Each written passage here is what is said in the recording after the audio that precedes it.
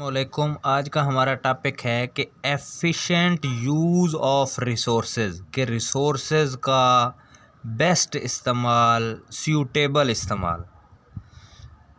कि इसका मतलब ये बनता है कि जितनी भी इकानमी के अंदर रिसोर्सेज हैं उनका बेहतर इस्तेमाल कब हो सकता है,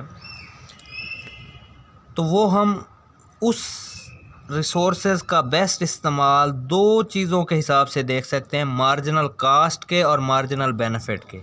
इससे पहले वाली वीडियो में हमने पढ़ा था कि एक होता है प्रोडक्शन पॉसिबिलिटी कर्व, जिसमें हमने देखा था कि टू कमोडिटीज़, वो क्या बता रहा था, फूड और क्लॉथ की प्रोडक्शन को शो कर रहा था कि इस पे ये इतनी चीज़ें प्रोड्यूस हो रही हैं, इस पे इतनी हो रही हैं, इस पे इतनी हो रही हैं। उसके बाद हमने पढ़ा था कि एक होता है मार्जिनल कास्ट, और वो क्या हो रही थी भला, वो बढ़ रही थी। अगर हम फूड को बढ़ा रहे थे तो हर अगले यूनिट की कास्ट, जो अपॉर्चुनिटी कास्ट है, फूड की अपॉर्चुनिटी कास्ट है, वो क्या हो रही थी, बढ़ रही थी।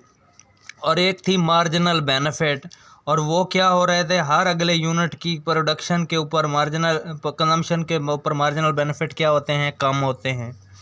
तो एफिशिएंट यूज़ ऑफ रिसोर्सेज वहाँ पे होगा जहाँ पे मार्जिनल कास्ट और मार्जिनल बेनिफिट आपस में बराबर होते हैं। तो यहाँ पे बराबर हैं।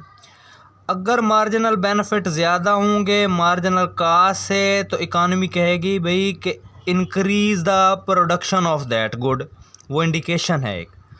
और अगर मार्जिनल कास्ट ज़्यादा है, मार्जिनल बेनिफिट क्या है, कम है, तो फिर वो क्या कहेगा कि decrease the production of that good. वो हम इस हवाले से भी देख सकते हैं, ए और बी के पॉइंट को जब हम इस क्लॉथ की प्रोडक्शन में देखें, मार्जिनल बेनिफिट ज़्यादा है, मार्जिनल कास्ट कम है, कहेगा इस फूड की प्रोडक्शन को बढ़ाओ, इसकी प्रोडक्शन को कम कर दो।